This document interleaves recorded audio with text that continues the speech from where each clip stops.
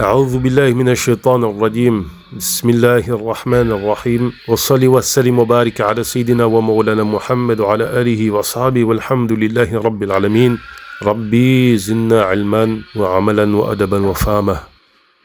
Nous allons vous présenter dans cette vidéo une école traditionnelle dans la région de Touba, ce qu'on appelle Dara au Sénégal.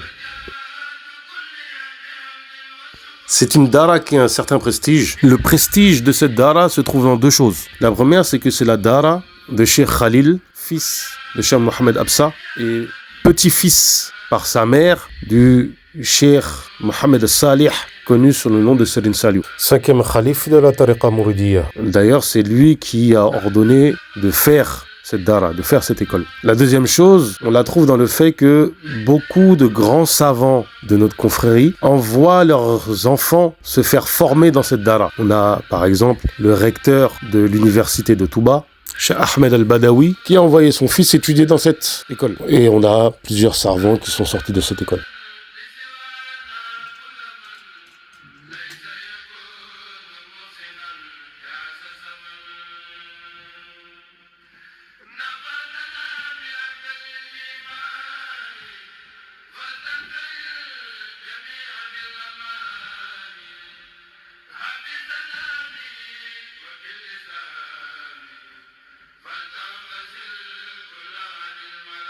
Géographiquement, la Dara se trouve au nord de Touba, après l'hôpital qui est juste à la sortie de la ville, sur la route qui mène à Darou Mouhty.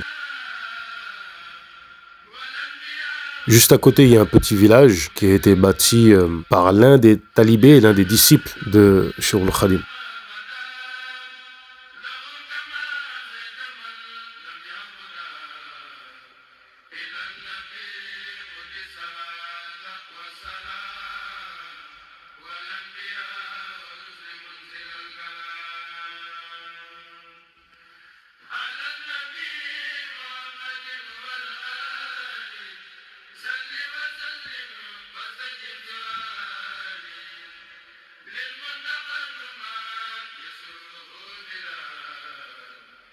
Quant à l'apprentissage qui est délivré dans cette Dara, il y a évidemment l'apprentissage du Coran, avec un espace dédié spécialement à cela. Il y a les sciences religieuses que nous allons présenter par la suite, les cours commençant dans le dernier 6e de la nuit, juste avant la prière du Subh. Cheikh Khalil étant conscient des enjeux du monde moderne et dans l'optique de former des savants complets, en plus d'enseigner le tawhid, le fiqh, l'usul al-fiqh, le tasawwuf, mustalat al-hadith, l'ensemble des sciences religieuses. On enseigne aussi l'astronomie, on enseigne aussi la géographie, à partir d'un poème qui a été écrit par le cheikh lui-même sur les différentes régions du monde. Pour ce qui est de usul al-fiqh, on utilise notamment un poème écrit par Cheikh Chouaib Abou Majan Kébé. En tawhid, on utilise surtout les textes de Cheikh Al-Khadim. En fiqh, des textes classiques comme ceux de Cheikh Al-Khadim, Al-Akhdari, Al-Risala, Al-Mukhtasar Al-Khalil, etc. Ainsi que la langue arabe avec des livres de référence tels que Al-Jurumiyya, la Alfiya d'Ibn Malik avec le commentaire d'Ibn Aqil.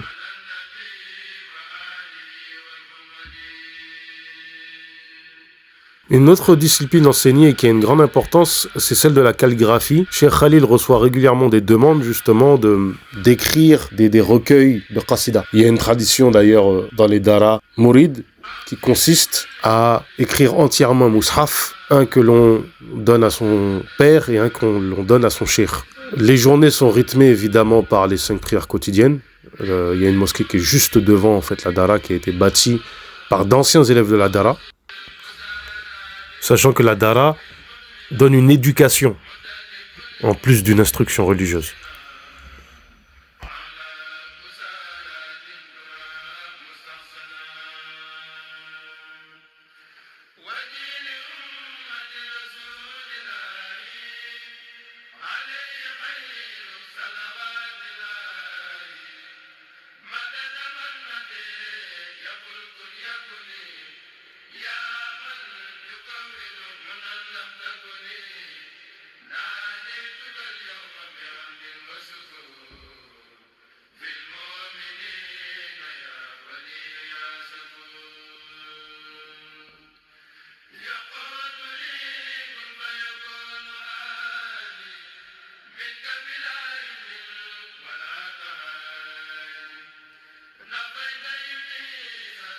La dara aussi donne une éducation, comme on l'a dit, et donc dans ce sens, il y a des éléments annexes comme un poulailler où on élève des poules et on fait des œufs qu'on revend pour subvenir aux dépenses de la dara. Parce qu'il faut savoir que la dara est totalement autonome sur le plan financier, c'est-à-dire que l'enseignement est totalement gratuit. On ne demande rien aux parents, ils peuvent apporter leur contribution, mais on ne leur demande strictement rien. Ce qui fait que la dara donc, se fait un effort pour avoir une certaine forme d'autonomie alimentaire.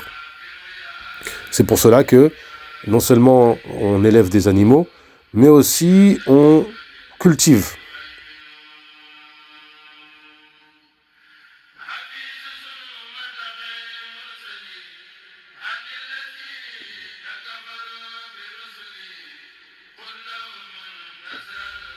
On cultive des haricots et on cultive de l'arachide. Il faut savoir que les récoltes sont quand même conséquentes. On parle d'à peu près 1 tonne par récolte.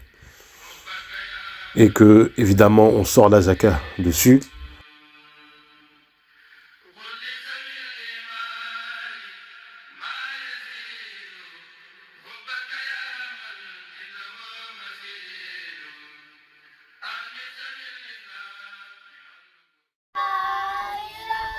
Ce que vous pouvez voir sur ces images-là, ce sont des enfants qui soit ont manqué la prière du Aïcha, ou soit ont joué pendant la prière du Aïcha. Et donc la punition consiste en leur faire pratiquer le zikrullah de cette façon-là. Et quand j'ai posé la question à Serine Khalil, mais est-ce que ça va pas mettre dans leur tête zikr égale punition, il m'a dit que non, justement, par le zikr, il y aura ce travail de tarbiya, de purification du cœur, qui va les amener à se rectifier.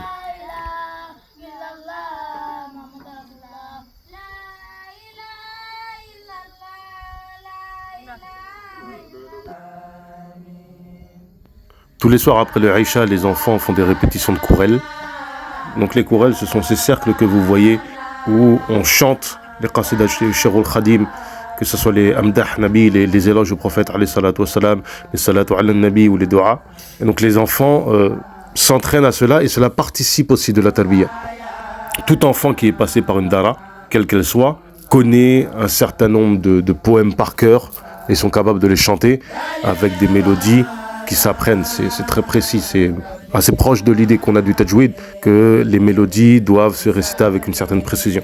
Là, ce que vous pouvez voir, c'est après la lecture des qasidas, l'un des élèves qui a fait le début de sa formation dans la dara, qui est ensuite allé dans une dara spécialisée dans la science du tajwid, fait une récitation pour le plaisir de Serine Khalil et de l'ensemble des élèves de la dara.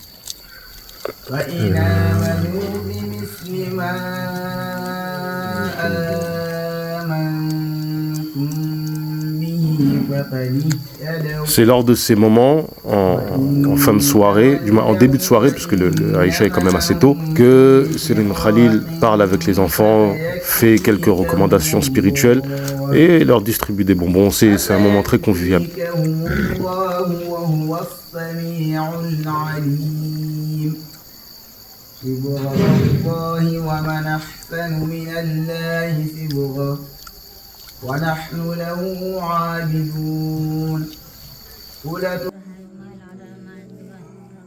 Et ce que vous voyez ici, c'est la façon de vivifier la nuit de Laylatul Jumu'ah. Donc les enfants lisent, font une lecture complète du Coran, lisent les qasidas, et après cette lecture commune, ils font effectivement encore une fois les kourels. Là, c'est plus vraiment une répétition, c'est vraiment une représentation des kourels. L'idée, c'est que les enfants soient toujours dans le zikr. Tout cela participe de la tarbiya.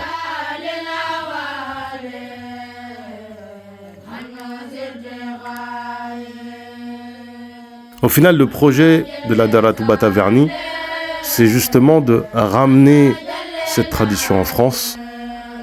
Alors, on ne peut pas tout mettre, évidemment, mais ramener une part de cette tradition, une part de cet héritage, de cette tarbiya, pour permettre aux gens de reconnecter avec une tradition islamique qui leur permette de se rapprocher d'Allah Ta'ala, à travers des textes traditionnels, à travers un enseignement traditionnel, et on espère à travers des rencontres qui pourraient permettre de prolonger et de se conformer à cet héritage.